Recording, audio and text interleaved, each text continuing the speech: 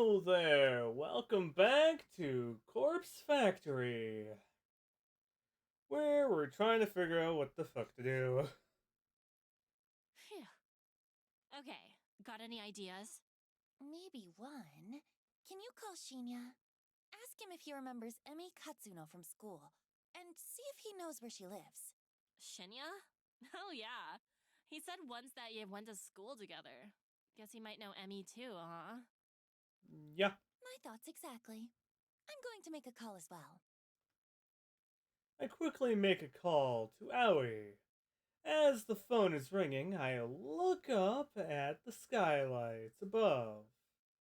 The sun is nearly disappearing from the sky, and we're running out of light. If there was electricity connected here, we wouldn't have a problem, but if it gets too much darker than this, we're gonna struggle to apply makeup to the cadaver. Noriko? Hey, me again. Feels like we just spoke this morning, hey?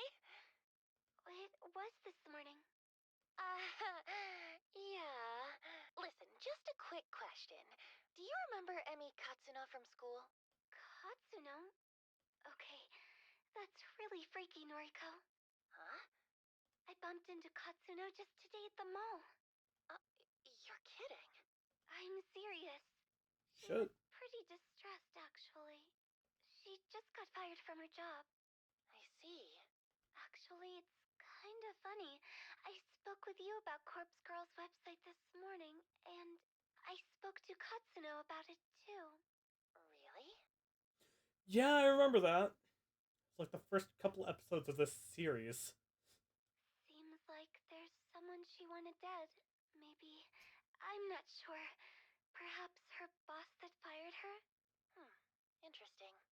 Why are you asking about her anyway? Reasons. It's an odd question, but do you happen to know where she lives? Yes. Wait, seriously? Mm-hmm. Want me to send you her address?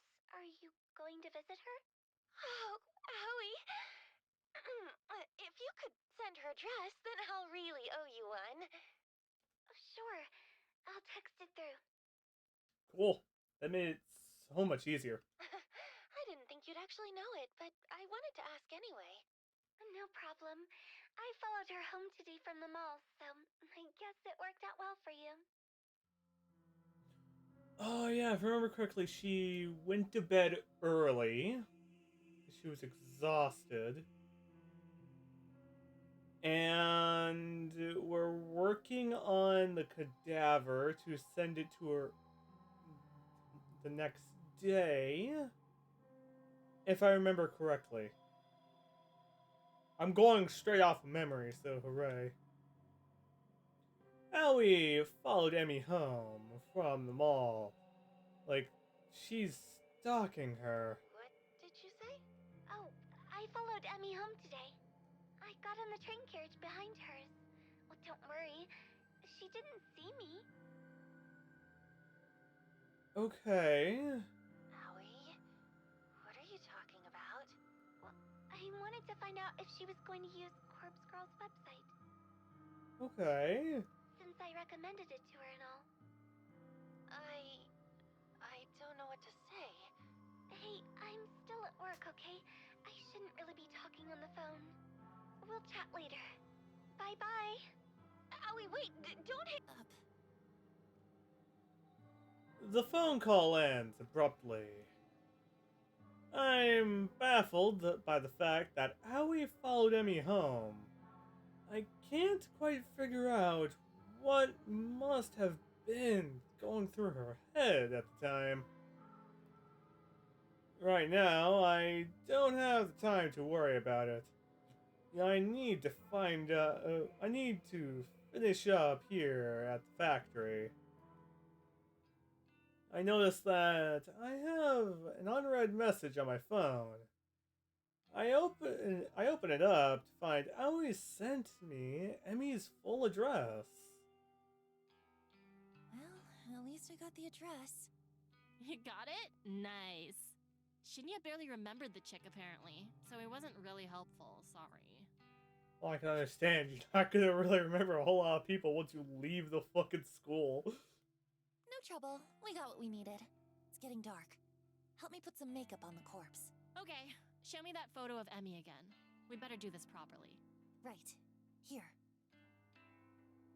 I bring up the photo and we examine it closely before sitting to work.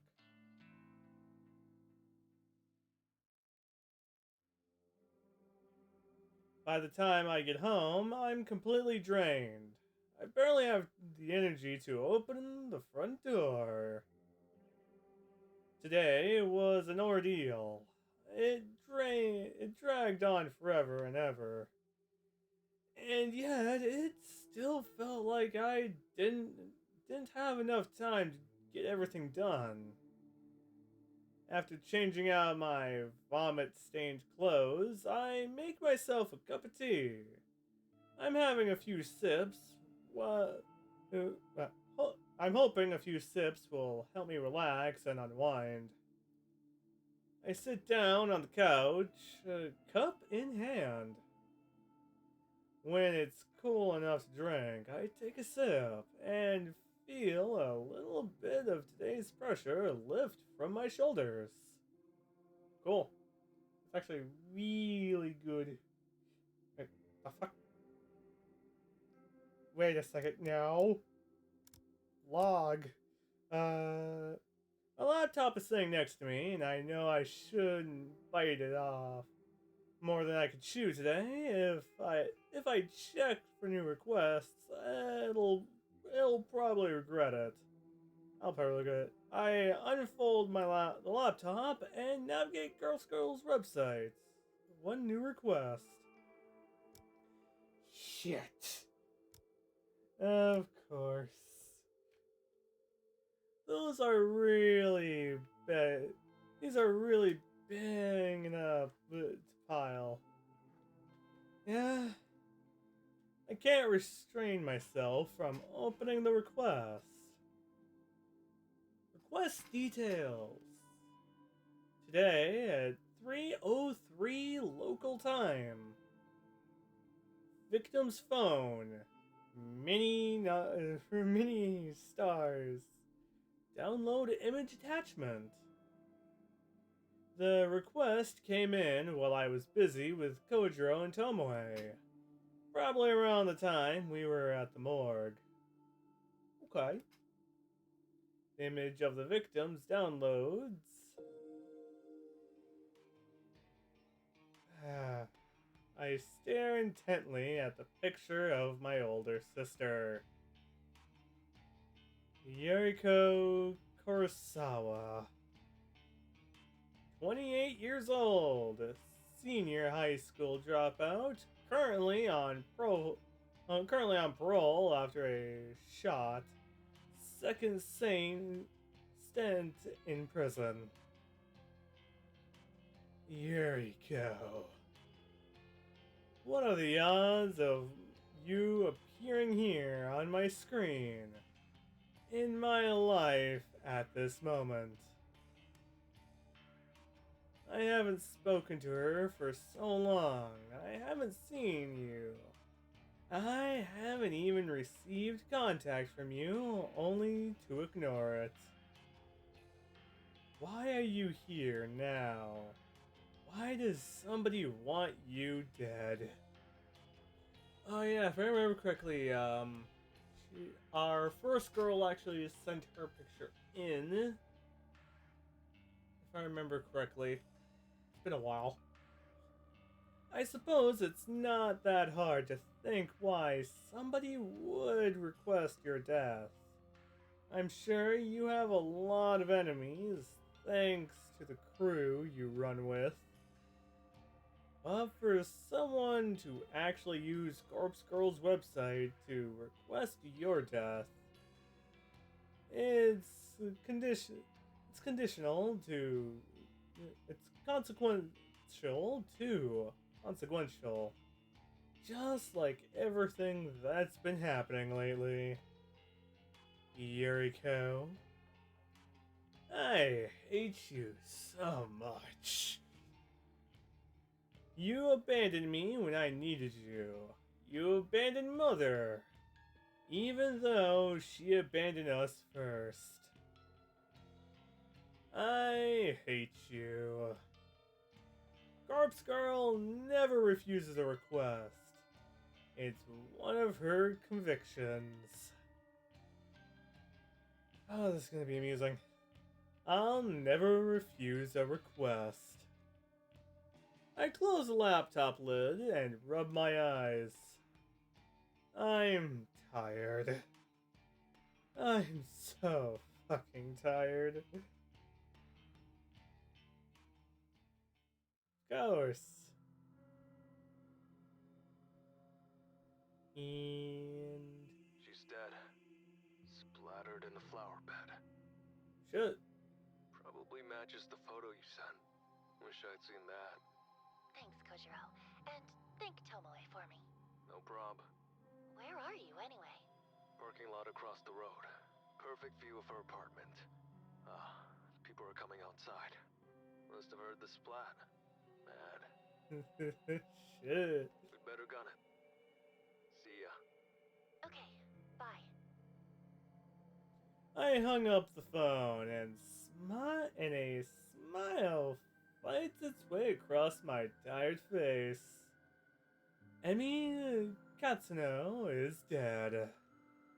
She killed herself thanks to the trauma of discovering her own corpse at her doorstep. Even though I forgot to send the corpse photo last night. I nearly fucked up our entire plan due to how exhausted I was. By some stroke of luck, I managed to wake up early this morning. Thankfully, my first thought upon waking was to send the photo. Emmy would have received the picture only an hour before the time marked on it. It was a close call. A very close call. But I can't help but wonder if it worked. In our favor.